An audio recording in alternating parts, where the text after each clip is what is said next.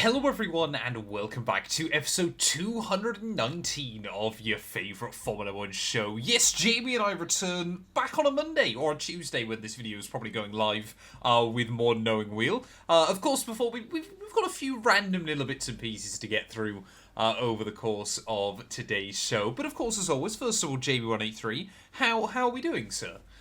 I'm good. I'm, back on a Monday morning. This time last week I was on a Swiss Alp, absolutely loving life. So a little bit, my day's been brightened by talking to Matt, so put it that way. Oh, thank you, sir. I mean, Jamie, of course, obviously just reminding us all there that, you know, he's a skier. He's going pro next year. He's going to be living out there. It's going to be fantastic for him. Meanwhile, the rest of us some of us live our lives in a lovely grey. Actually, I'll tell you what, for the UK being grey at the moment, I drove home this morning as the sun came up. It's lovely outside. It was quite nice. It's really cold, but it was quite nice. But anyway, we've got a few random bits and pieces to get through, haven't we, Jamie? You know, keeping up with the Formula 1 news. You know, we can get some clickbait in here, some clickbait in there. But of course, before we do that, just want to say a massive thank you to everybody for the continued support on the podcast. We are still trying to hit 1k subs at the moment. We'd love to hit that before the Australian Grand Prix, which is in 4 weeks' time. We're currently at 828 subscribers. If we hit 1k, YouTube will allow us to start earning some money, and that way we can do more things with the show as well. So if you are listening and you aren't already, please make sure you hit that sub button as well, because we've got some hopefully exciting stuff that we want to do this year. But anyway, Jamie, timestamps as well, sorry, we'll link down in the description if you just want to go to a couple of the important headlines from the show. But let's start then. We mentioned it last week, but we said we were going to properly dive into it this week.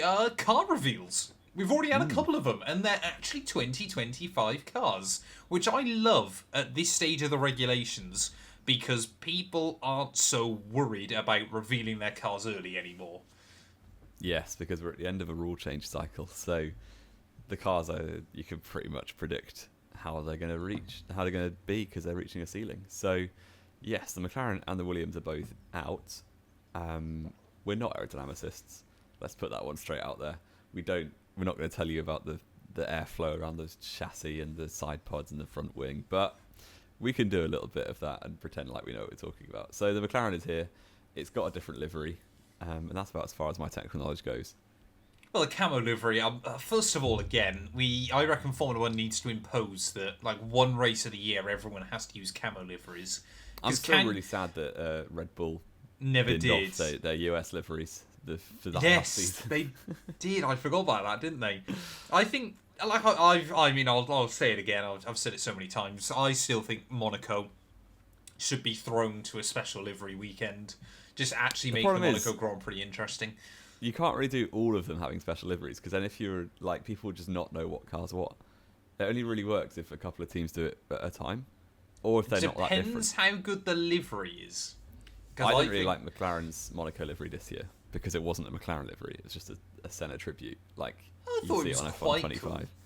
It was quite cool. Yeah, it was a little bit more F1 75, but then you say the reason why we still keep banging on about these special liveries is that Golf one they did a few years ago, because that Golf thing one was cool. The Golf one was really... I'm still gutted Williams haven't properly gone down that route. The Red Bull in Turkey 2021 was banging. That was cool as well, yeah. It was Turkey and Japanese. One of the other races, wasn't it? Yeah. They didn't have time to bring it home. It was only Turkey. It was because it was meant to be Japan for Honda, but then Japan got cancelled. But I thought that was the whole point. It ended up being in like the Grand Prix after Turkey as well, because they couldn't... they didn't have time to get it down and bring it back again. But yeah, I mean, the camo livery, of course, that looks pretty cool. Of course, you know, as we said, most of the teams now, you're getting right up towards the ceiling of what's possible with these cars. So the McLaren doesn't look drastically different from last year's car, but there are definitely still some subtle changes. The front wing, the elements on the sides of the wing do look slightly different.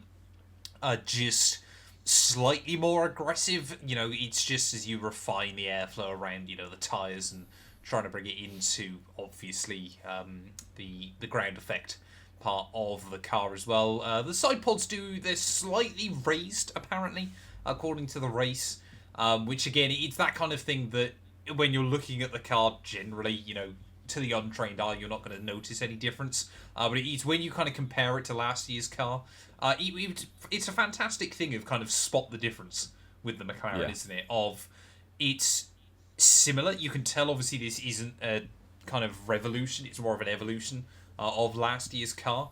But it does generally seem as well, doesn't it, Jamie, that Mercedes 2022, that zero side pod concept, has kind of been where no one else has really kind of gone to the same extremes. Probably Red Bull last year was still the closest we've seen. But it's almost like McLaren back in 2005, isn't it? Of they probably landed on what was almost the right idea, but just far too soon to be able to utilize it. Because this McLaren is starting to head that way. It is, but also the Mercedes was, I think, too extreme based on these cars. You've got a really small slit in the top that is quite wide, and the Mercedes didn't have that at all. But then overall, the volume of the air intakes in the side pods is really small, so it's getting on for that Mercedes zero pod concept. So yeah, but I think the problem is the Ferrari in 2022 and the Red Bull actually both launched this bathtub style top of the side pod, which is more where everyone's gone now. I know the Williams is set for 2025 and McLaren's got it still this year. And the problem with the zero pod Mercedes launched is you can't really have that space above the side pod with a big kind of bathtub style thing. So it's a bit of a merge of the two, really. The two concepts we saw mostly in 22 have kind of come together with a very small air intake, so more space for the ground effect under the side pod, but also this space on top, which teams like to use for aerodynamic efficiency as well. So, yeah, well, that's as technical as I'm getting. I'd say not only aerodynamic efficiency, but of course it was also cooling early on in 2022 still, wasn't it? Which obviously, we saw on quite a few occasions just Mercedes felt, even on a track where they might have been quite strong, they were often quite limited in the end by the cooling as well there. But I mean, I've kind of hyped up McLaren before. Maybe I'm trying to jinx them for 2025, but I'd argue at the moment, if you're heading into the new regulations, obviously because so much of it early on is going to be based on, your wind tunnel data and everything like that. As we've said before, McLaren in this generation, it feels like they're probably the only team that has seemingly not had a failed upgrade go on. Yeah, they've been and great. That's got to instill confidence, in your wind tunnel and obviously looking towards the future as well. Obviously, it wasn't McLaren's wind tunnel for a while, but obviously they are transitioning. But for sure, they are the most upwardly mobile team. Exactly. They're the only team that over the course of the whole ground effect era since 22 have been upwardly mobile the whole time. Yeah, and I guess you could argue the step from 22 to 23 was pretty poor, but that was more brake cooling and. But they also knew and fixed it pretty quickly as well, didn't they? Yeah. By the end of that year, they won a sprint, didn't they, in Qatar? They did. It kind of springboarded, obviously, that 2024 championship as well. And of course, the big thing still is McLaren won as a customer last year. And that's kind of obviously proven that it is possible as well. So, yeah, excited to see, obviously, McLaren over the course of 2025. And the other one, which the car itself was actually very, very interesting, wasn't it? In kind of everything they did with it. And I tell you what as well, I'd say I'm probably more of a Williams fan than you are, Jamie. Kind of, I wouldn't even call myself a closet Williams fan, but because I do just like seeing them do well. But can we just appreciate for a second where Williams were last year at this point to where Williams are this year at this point? Has been a transformation, hasn't it? Exactly. And yeah, I think James Vowles has been in there just over a year now. And he's just over 2 years. Is it 2 years, really? Yeah. Well, sorry, just under 2 years, I think. He's been such a steady hand to be guiding that team. So yeah, I do like James Vowles. I'm not a Williams hater in any stretch of the imagination, but you like them more, I think. But yeah, I like to see them. I like to see all the teams do well within reason, I think. But it's obviously someone's got to come last. They didn't even come last year. No, they didn't, but I hope they do this year. I'll behave. Wouldn't you rather see an Alpine in last? Oh, yeah, I would, yeah. But I'd rather see Sauber beat somebody, so here we go. Shocking. Yeah, Shocking. the Williams, the main headline from the launch was just how cringe it all was. It was not great. I've only seen a clip of YouTube Shorts, but yeah, it wasn't great. It wasn't great at all. And Alex Albon even got to the point of calling out how weird it was on stage, which is not a great look. So yeah, I'm glad I didn't watch it live. And yeah, like they're trying to force this bromance between Albon and Sainz when it's probably only going to be together 1 year. So 1 or 2 years anyway. Yeah, it's a little bit awkward. I mean, to be fair, they did the same thing with like Colapinto and stuff, and that was only 8 races, and the same with Sargent. True. And that should have been about 4 races. I guess it's probably a strong point, though, isn't it? That, like we said, probably the highlight of the Williams reveal was actually the car, which is probably a good thing because, like you said, Jenson Button, and of course, obviously Jenson Button. You sound like my girlfriend now. But like, if you wanted one thing, like it was a bit cringy. The audio was shocking as well in places. Yeah. Like I did try and tune in, and the audio was giving me a banging headache within about 2 minutes. But if you wanted one thing to go well, the fact that on a live stream they took the car out and ran it for the first time, which they had the confidence to say we're going to be able to do this, was pretty good going. And again, Williams kind of have done a bit more kind of radical changes to the car. But they have also, I'm always kind of with James Vowles as well, impressed with the fact that obviously Williams kind of accepted last year. If honestly they were, I would argue they were still unlucky not to finish 8th overall, because they were better than Alpine throughout a lot of last year. Of course, we point all of it at Brazil, but actually Qatar would have made the difference anyway, I believe, come the end of the season. And Abu Dhabi. Abu Dhabi, yeah, Gasly did well there. So it was kind of, you can't just pin it on Alpine were lucky in Brazil. Finish, wasn't it? Exactly. But what I'm always impressed with Williams is, of course, obviously they kind of inadvertently sacrificed 2024 as, they basically banked on the last 10 years or so of we run a car with as little downforce as possible, so we're quick on the fast tracks, and that kind of works up to a certain point. But they kind of obviously said for last year, actually, we're not going to do that anymore. We're going to try and build an all-round car that will probably damage us long-term, which it did, but will benefit... Sorry, damage us short-term, but benefit us long-term, because we know then we'll have built up the skills to be able to actually develop a car for a long, for a season on a variety of tracks. Exactly. It's like in football, if you counter-attack pace abuse the whole time, that gets you survival if you're lucky, but it doesn't. You can't build an actual good team off the back of that. You can't win games. You can't win. Exactly. That's the F1 equivalent. Is they've gone from getting a lucky 6th place at Canada and Monza to actually having an all-round car, which doesn't grab their headlines as much, but they've got a good foundation to build off now.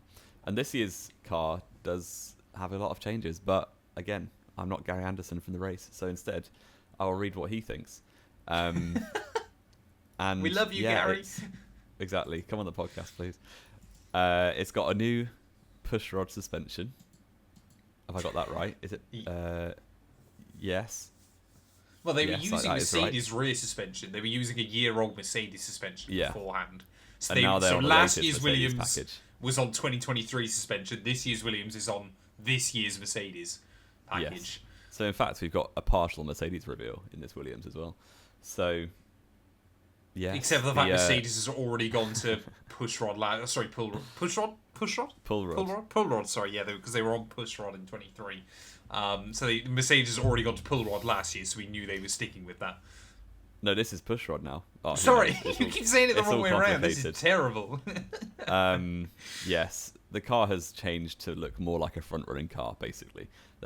Last year, by the end of the season, they were throwing whatever parts they had left of it, to be honest, after 17 major crashes or whatever it was. So, yeah. Hopefully, for the driver's sake, this car is a bit more predictable, a bit more drivable, and a bit faster. Well, and I'm sure it'll be made to look better regardless, because the two drivers, the average driver quality has definitely stepped up. Exactly. They've made a big upgrade, haven't they? I mean, again, you look kind of at the back of the car, everything seems to be kind of a bit more aggressive it kind of gives me the idea that Williams, obviously we're trying all these things in 2024 and now I've got a better idea of what they want to be aiming for them. ready for 2025. But can we also talk about, obviously, the biggest thing?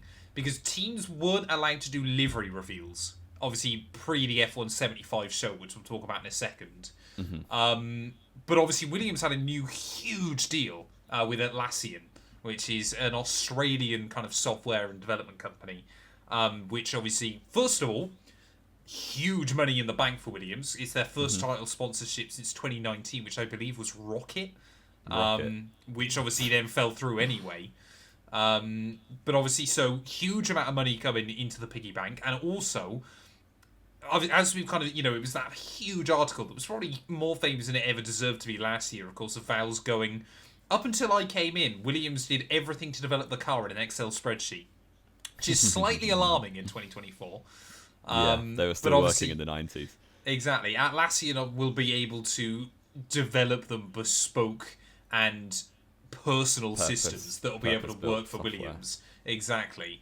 So, although, again, we might not see the benefits of that on the car short term, it is, again, another huge leap forward to Williams kind of hopefully not being backmarkers forever. Yeah. And to be honest, they haven't been pure backmarkers in a few years now. But, yeah. They've still been there or thereabouts. They have been there or thereabouts. Towards the rear of the field. Yeah, it's true. And if they can avoid the crashes that they had last year, they should be okay. Because that would have cost them an awful lot of money in itself. Just the amount of times, like Brazil, what was it, 4 major crashes? They couldn't 3 even or race 4, Albon. wasn't it? Yeah. Yeah. Not great. The last thing they want to do is bring Lance Stroll back, is all I'm going to say there. Exactly, that'll just make it worse. Anyway, should we go into our F1 75 hype kind of launch, whatever? I mean, let's be... We're so hyped. Jamie and I are, as you guys will have probably learned on this show, we're F1's old breed. We're the kind of 70-year-old man with lots of cash that Bernie Eccleston. We haven't got... Jamie's got lots of cash, not the cash skiing all the time. But we're kind of like the old men that still watch Formula 1 and complain about back in my day, this and that. We'd watch it without all this rubbish going on. Exactly. All this F1 75. It's been hosted by Jack Whitehall, and I don't know how you guys feel about that. I'm just like, I'm gonna do a live watch along tomorrow night on my Twitch. I'm gonna announce that now. Cheeky plug. I'm not around. Jamie's not available for this, so he's managed to get himself out of this one. I'm just expecting it to be cringe. Honestly, it's gonna be painful. It's meant to be 2 hours long. Like, is this gonna be a one-time thing? Do we reckon? F1 76. They've got to take that. That's quite cool. You've never sounded more like a middle-aged woman than it's got take that. That's quite cool. Well, yeah, that'll be all right. I've got some predictions that I thought about pre-show. Okay. My predictions are there is minimum of an hour that is wasted time where they're talking nonsense. Yep. About interviews teams and this kind of or thing, like interludes with Jack Whitehall who doesn't know anything about F1, or maybe he does. Yeah. Who knows? Maybe he does, but I doubt it. My other prediction: the Ferrari will be red. No way! Locked in. I can't wait for it to be black. My third prediction, because all the drivers are there, aren't they? All they 20. have to be, I believe. Yeah. Max Verstappen will absolutely hate being there, and he will make it his mission to let the world know how much of a waste of time it is. Yep, because he doesn't even do his job. Well, Kimi Räikkönen did that for 20 years, and everyone loved him. So exactly, but that's because Kimi was cool. Well, and Max isn't, and you're very cool, qualified to say who's cool and who isn't. Can I just bring back a quote? Can I rewind the tapes just a second? Oh, they've got take that. That's quite cool.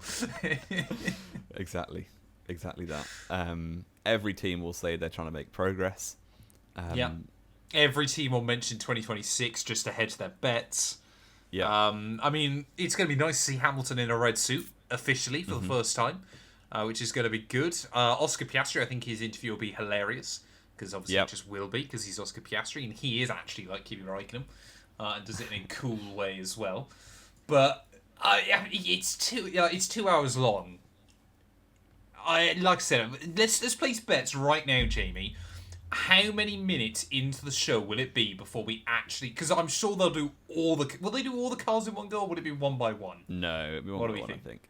So how long into the show do you think? How many minutes in do you think it'll be before we actually see our first car? Well, I'd like to think every team will get 10 minutes, like front to back. So that only leaves that leaves you 20 minutes at the start. So I'm thinking 15 minutes at the start. They'll do an opener. They'll have the Brian Tyler theme. Take that or play Patience or something to to try and get everyone to wait for the cars to show up. And then we'll see the McLaren. Or maybe we'll see the Sauber first. They might go reverse order. Do you think they would? I don't know whether they... Right, here we go. This is another bet then, isn't it? Reverse or championship order? I reckon I'm going to go third and say it'll be random. I reckon they'll have to... They'll do Ferrari first, surely. Well, it's going to be red. Yeah, everyone knows. But it's Ferrari, and they've got Hamilton there, Jamie. It's like this but is the problem is if they do Ferrari first. If they do Ferrari first, everyone will stop watching. Exactly. So get the good one out of the way. Maybe. Do you reckon they'll do Ferrari last, but they'll mess up the timing? So Ferrari got 2 minutes. Ferrari got 2 minutes. Hamilton will say, "I'm so glad to be here. Ciao, Bella." And then leave. Exactly. I mean, to be fair, I think that's probably what he'd rather do. Colin, right, so you're saying 15 minutes in, we will see our first car. Yes. I'm going to go more aggressive than that. I'm going to say it's going to take 28 minutes for the first car to be shown.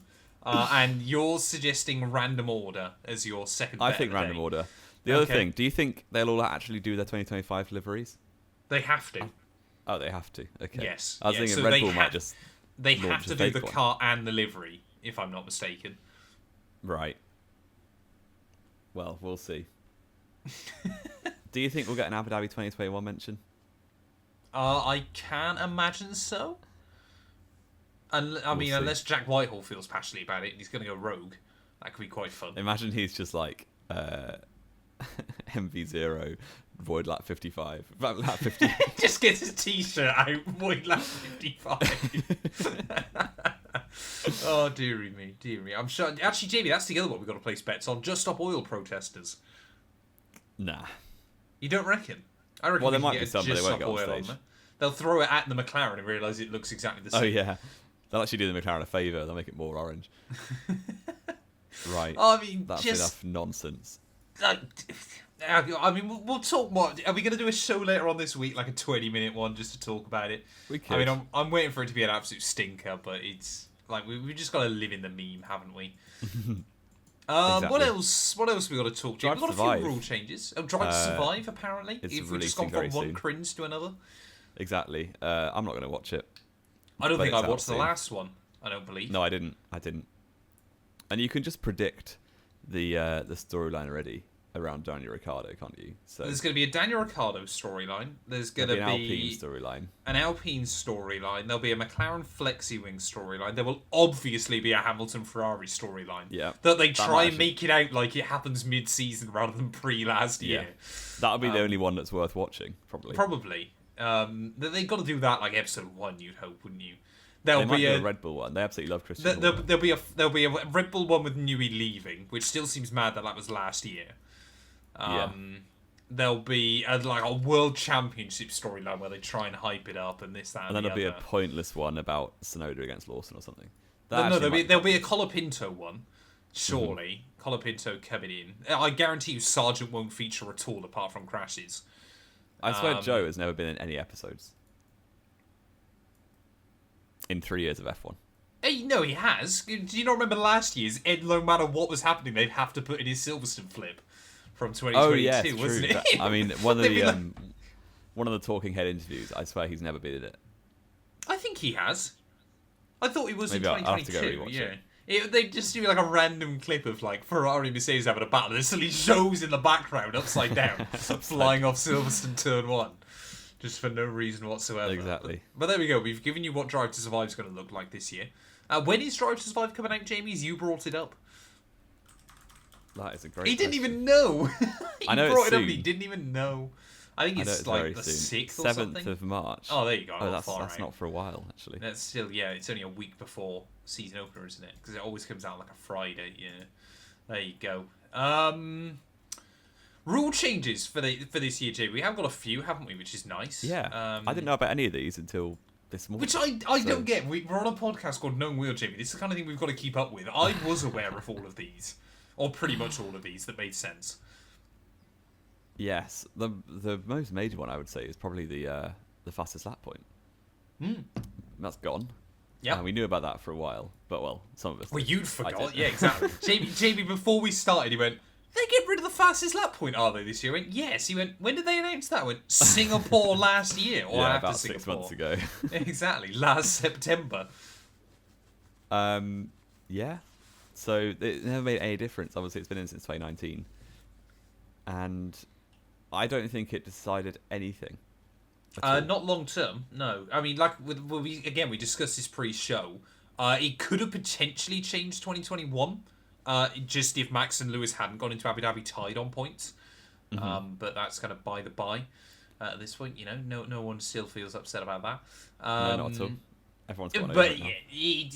it just ended up being just a bit boring, didn't it? And kind of just turned the end Quite of races predictable occasionally into a bit of a farce. Quite predictable. And also, really, it was... Well, like we said, the straw that broke the camel's back was, of course, AlphaTauri giving Ricciardo the opportunity for a last race send-off, and not actually the fact Red Bull were pooing their pants that McLaren and Lando could be getting quicker.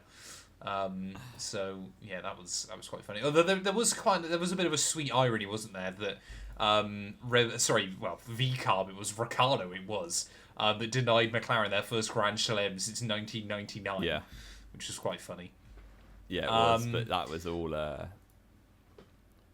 That was just because they were scared, basically, because Norris was going to get the fastest lap, and obviously, when you've got that many cars, you might as well.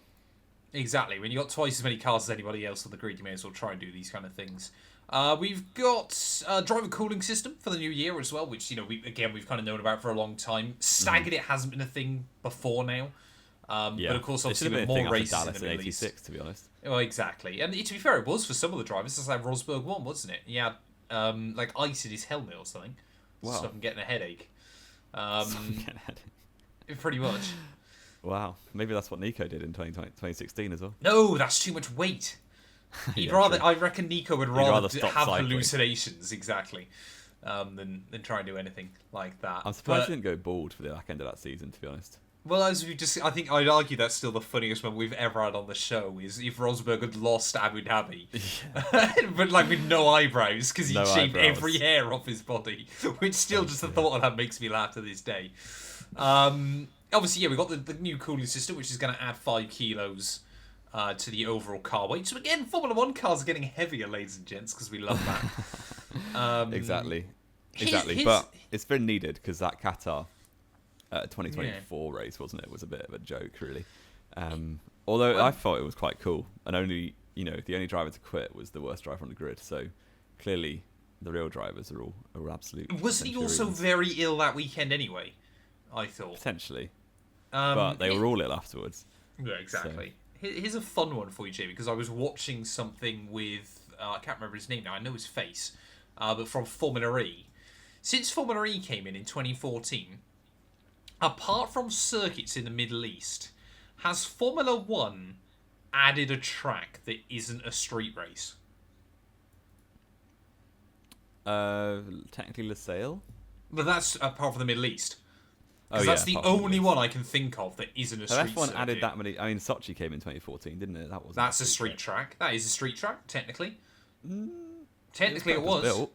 It was technically a street track, though. It was rubbishly purpose-built. It was awful. Yeah, what was the purpose of building it is what we all wonder still. Yeah, to be honest. The fake second Russian one that we're never going to see.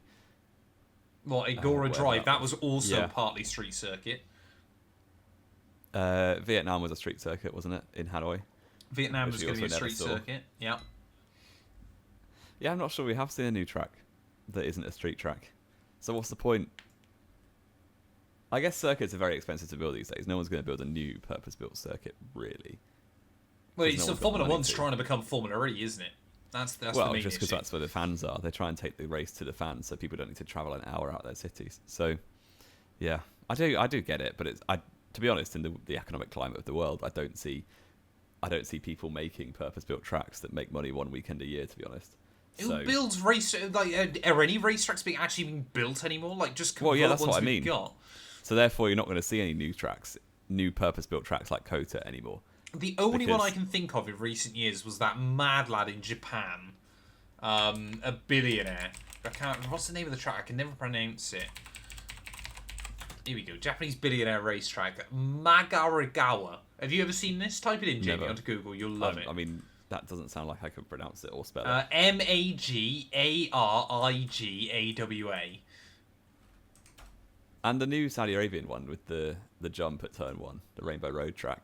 Oh yeah, we haven't seen that yet. Quidia, we haven't seen that yet. But again, in the Middle East, are you having a look at this circuit? It looks like the Top Gear Ebola drone. Oh no, it looks much better than that. Like, you can never host a Formula 1 Grand Prix, but I've taken a Formula 1 car around a mod here and a set of. It does look quite cool. This Japanese billionaire wanted somewhere because apparently he used to go to, I think it was Okayama, which, fun fact, Jamie, was the last ever race before Imola that Senna entered. Not such a fun fact, I guess. Not that fun. Actually, there we are. But he used to go to Okayama. But apparently now they have too many race events on, so he just built his own racetrack out in the mountains that like other billionaires can come to. It's like something a James Bond villain would build that is far more interested in his race cars than actually taking over the world. And I love it. It's such a cool circuit. It does look very cool. So yeah, I guess is Miami a purpose-built track? Miami was a street circuit. Yeah. Technically. Yeah. The problem is no one's going to build a new track from scratch these days just because no one's got any money. So you might as well make another Baku or another Miami or another Vegas. So what can you do? Just bring back Hockenheim, please. Bring back Hockenheim. Bring back the Nürburgring. They can alternate. I don't want both. Where's some other circuits we could bring back, Jamie, that have gone in recent years? That's too small for modern cars, really, isn't it? I think actually Magny Core would work all right because I still play F1 Championship Edition. Magny Core did not go well for me, fun fact, but I think that would be quite cool. I mean, let's be fair. You like Le Castellet, as much as we gave it stick, its last couple of Grand Prix were actually pretty good. Its last one Grand Prix was good. No, last two were good, if I remember correctly. It was 2021 was its last one, wasn't it? No, 22. Oh, no, Leclerc crashed. That was funny. Yeah, bring it back. Binned it. Magny Core. I mean, the fact we still don't have a proper French Grand Prix, like, just give us a track in Paris if you're that worried. That'd be quite cool. Quite cool. We've gone very much down a tangent here because we were meant to be talking about some of the new changes to 2025. What else have we got? More running for rookies. So good. FP1 now is going to feature twice the amount of track time for drivers that have not competed in 2 or more Grand Prix. Although, so like all the drivers who are rookies this year, which is like half the grid, it feels like. So, but Behrman won't be able to. Alpine, not Behrman, but Alpine, Mercedes, Toro Rosso. Doohan's only going to get 4 Grand Prix anyway, so that doesn't matter. He's already had 1 too. So like, but for Mercedes and AlphaTauri and Sauber, they'll have 2 out of their 4 ticked off by the end of round 2. Yep. It does work quite well for them. It does work quite well for them. DRS and Flexi Wings are being clamped down on, which is bad news for Lando Norris. Because the McLaren is probably the most susceptible to a bit of flexing last year. Well, they made it work, didn't they? Which was, you say Lando Norris, it was actually obviously Oscar Piastri that won the Grand Prix that kind of raised all this. Yeah, true. And then qualifying has gone. I mean, it's an absolute null point anyway because it's never going to happen. But in the event where qualifying can't be finished, such as Brazil was probably the closest to that this year, but I'm thinking Australia 2015, I believe. 14, wasn't it? Q2 and Q3 were on different days. That kind of thing. Now, if they can't finish quali in time, they're just going to decide based on random things like championship order. Or star sign. Practice. How much Jack Whitehall liked you at the F175 launch party. Fan vote, all this. They should actually do a fan vote. That'd be quite funny. They shouldn't. It was terrible. Jamie, do you want me to give you an idea? Did they do an FE thing? Formula E does used to do fan vote, Jamie. Do you know why they scrapped it? Why? Because it was something mad, like in all 46 appearances where he was there for when fan vote was also a thing, Stoffel Van Dorn won it every single time. And Stoffel Van Dorn is not someone I associate with having a die-hard loyal fan base. No, exactly. It's just somebody people have heard of. I mean, it would probably be Lewis, I would imagine. If it's like an app, then all of the Lewis fans would be too old for that. So No, they get Lewis hasn't just got old fans. What are you on about? I think it would be. Here we go. Go on, say it. Go on, say it. Interesting. I think you're going to say Max. No, I don't think it'd be Max because everyone's a Ferrari fan. Even if you're not a Ferrari fan. What they should do is they should get a panel of people who know what they're talking about, such as ourselves, and we should decide, and they should give it to somebody who will make the race more interesting. How much boost are we saying this is worth? Like 50 horsepower for a certain 50 horsepower? I was going to say, that's mad. Oh, just for brief periods. Okay. Like Kurz, yeah, back in the day. Okay, like okay. You get Kurz for a couple of laps. I'm going to say then Lance Stroll. Just to watch him still qualify 3/10 behind in what was a race where someone was closing someone down right at the end? Give me an example. Like Imola, for example, last year. Yeah. So Imola, you could just give it to Norris just to make the race more interesting. Yeah, that would be interesting, wouldn't it? Anyway, again, we've kind of gone down a bit of a tangent, but yeah, they are exactly. tweaking. Let us know rules. your wacky rules. What would you make changes? Exactly. To What would you change to Formula One to make it better? I'd say get rid of Lance Stroll. Get rid of Lance Stroll. That's our rule next year. Lance Stroll banned. Be fantastic. The last great one, Jamie, which I think is a throwback to 2008-2009. We're finally bringing back mule cars for the pro season testing, which I love. Because if you type into Google F1 2008 mule cars, some of the stuff that shows up is incredible. Like where teams and stuff didn't know what was going on with the new regs. Like look how cursed that McLaren looks and things like that. Oh dear. That McLaren's put a bit of weight, hasn't it? Yeah, exactly. Great. Absolutely love that. Like that kind of thing I think is so cool. It's like unraced liveries. They're always going to be quite cool, aren't they? Exactly. The camo bull back in the day. Yeah, beautiful. Beautiful. I think we've discussed everything we wanted to, haven't we, Jamie? We've kind of rattled through some random bits and pieces. It's gonna be one of those more housekeeping shows, hasn't it? Oh, I've got you a quiz. Last thing, because we're gonna bring back quizzes. Yeah. I'm gonna give you 1 minute, Jamie.